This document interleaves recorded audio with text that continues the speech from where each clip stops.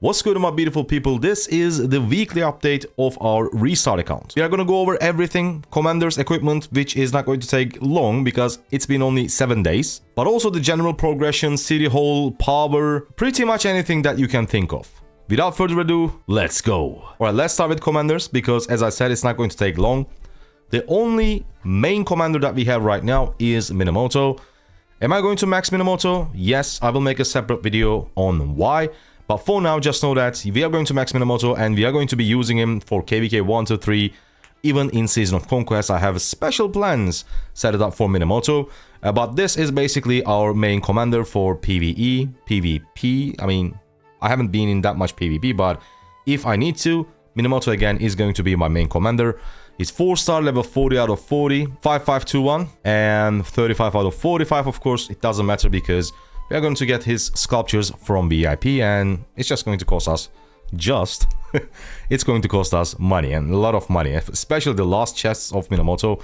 They're quite expensive. Now, other commanders, as you can see, all of them are over level 10 because what I did is I did push a little bit of power. I will explain why. No, I didn't went for the city skin, but I didn't went for 1 million power, as you can see top left. You could say that why would you go for 1 million power if you're not going to go for 1.5 for city skin? But as I said, I will explain just in a bit. Back to commanders. The commanders that I'm quote-unquote working on, for example, while killing barbarians, the commanders that I'm using, I'm trying to XP up, are basically peacekeeping commanders and also gathering commanders. I'm trying to level up my Cao Cao, Cleopatra, Sundeok, and FFLAT, of course. From epics, we have Lohar, we couldn't summon Boudica and Belisarius, and both of them are peacekeeping commander.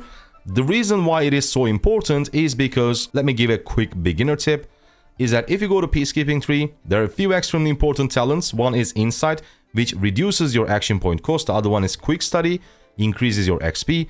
And Trophy Hunter, I really like this one as well, gives you more resources.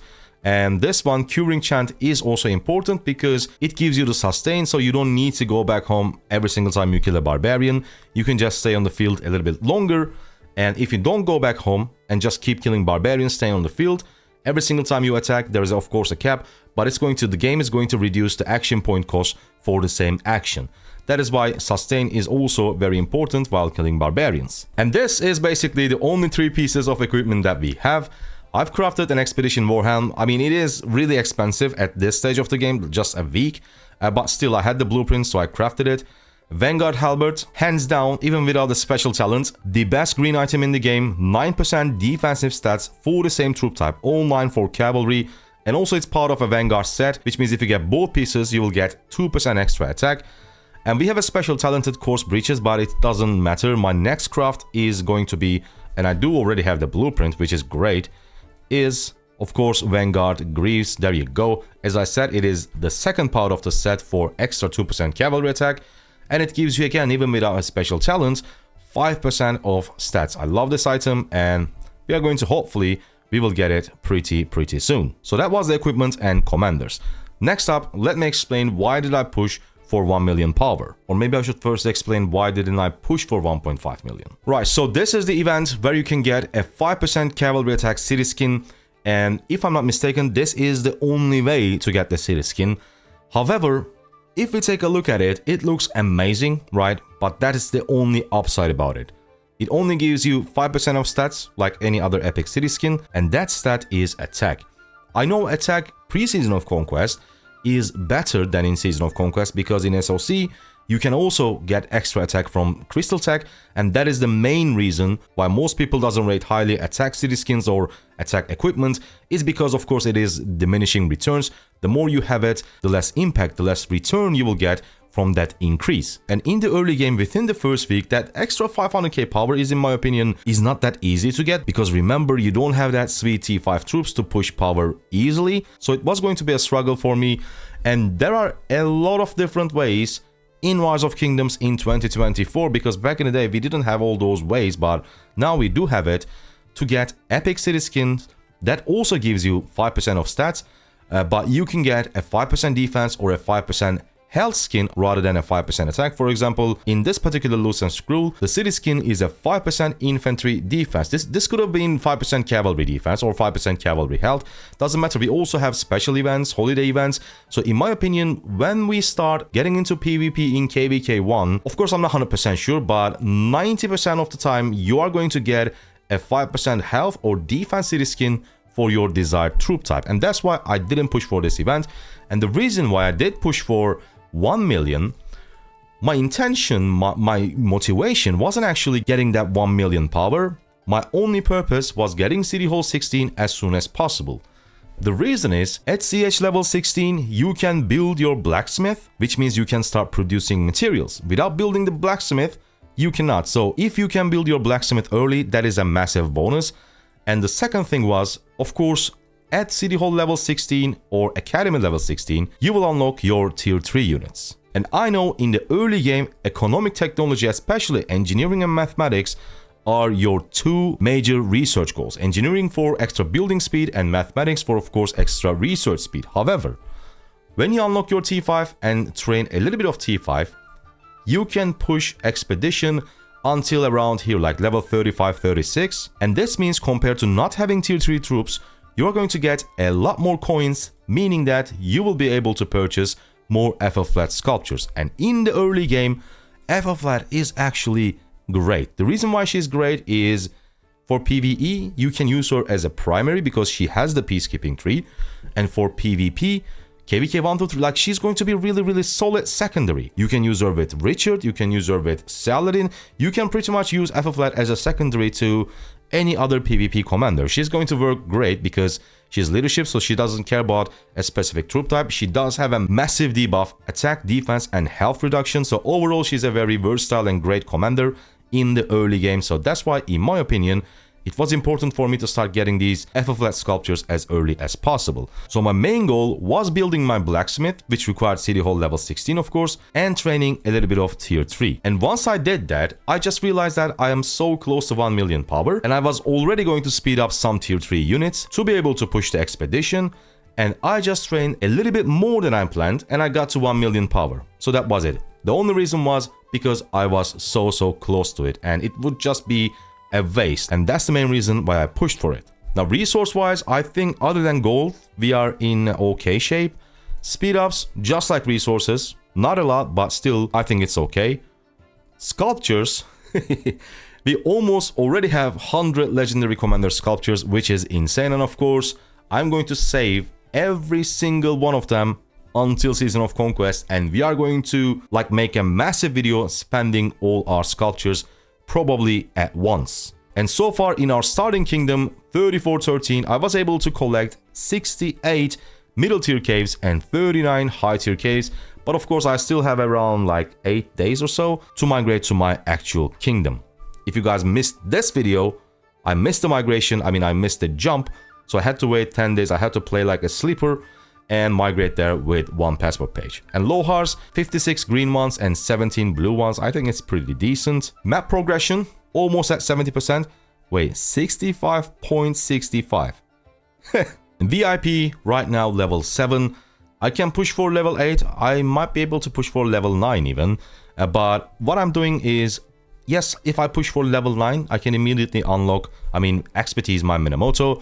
But I'm not in a hurry. I'm not going to expertise my Mina for PvE, for Sunset Canyon or whatever. I'm going to, of course, push for VIP once we have more than gems. Because if you're a low to mid, or even a mid spender, I think what you need to chase is value. So, of course, we are chasing value. That's why we are waiting for a more than gems event. If I had maybe enough gems to push for VIP 10 immediately, maybe I would do it so that I can get 1 legendary commander sculpture every day, because every single day I'm not doing it, I'm actually losing value. Because let's say there are still 25 days until we'll have more than gems. So instead of waiting, if I just push for VIP level 10, I would have in those 25 days, of course, extra 25 legendary commander sculptures. And if you value, let's say, every sculpture 2k gems, which is quite high, but just for easy math, if you value every sculpture at 2k gems, this means that is effectively 50k gems that you are missing out in 25 days, but I don't think I do have enough to push for level 10. Now, of course, everything so far looking good, but the main question is, probably that's the thing that you wonder the most, is how much we spent so far. But luckily, I kept track of everything. Actually, the game itself kept track of everything. And now let's go to mail, system, and only thing that we have here other than past member center, I just want to quickly mention that because it's just free goodies. Everything else is just purchases. So let's go over them one by one and find out. I actually don't know, no idea on how much we spent so far now. Let's figure it out together.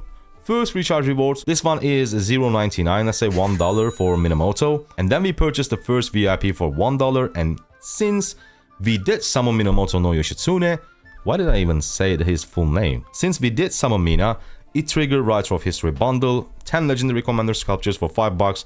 Of course, low spender, low to mid spender, high, doesn't matter what level of spending that you have. Like, you cannot miss this one. And then we purchased VIP 1 and VIP 2. Again, these are $1. And I think VIP 3 was $1 as well. Was it 1 or 5? Let me know in the comment section down below, but I think it was $1. Then as you can see, we have these Lilith Past Member Center. You just go to Pluto Mall and you will find a Past Member Center section. And if you did spend a little bit of money, you will see that on your Member Center Lilith Pass, you will have extra rewards, and that is what we got. So we didn't actually spend anything for them. They were completely free. VIP 4, now that was 100% $5. Then we purchased 30-day gem supply. The reason I waited a few days to purchase 30-day gem supply is because if you get to City Hall level 7, let me show you real quick, Era Breakthrough. At level 7, it gives you a 30-day gem supply, 50% discount. So normally this would cost us $10, but it did actually cost us only $5, which is great. And then we got the level 1 and level 2 of New World bundle. I really do like this bundle just because of passport pages. The first two gives you 1 passport page per dollar, because the first one is $5 for 1 passport page, the second one is $10 for 2 pages. Of course, you also get all these goodies, but when it comes to passport pages, you never know what's going to happen to your kingdom, to your project. Any kingdom can die, so you will need some passport pages at some point. That is almost guaranteed. And for some reason, you may not have enough credits, I mean alliance credits, or your kingdom, your leadership just might be a jerk and they just don't provide you the passport pages. So you're going to be on your own. So if you're spending a little bit of money, I think, man, for everything I say a little bit of money, but they actually add up.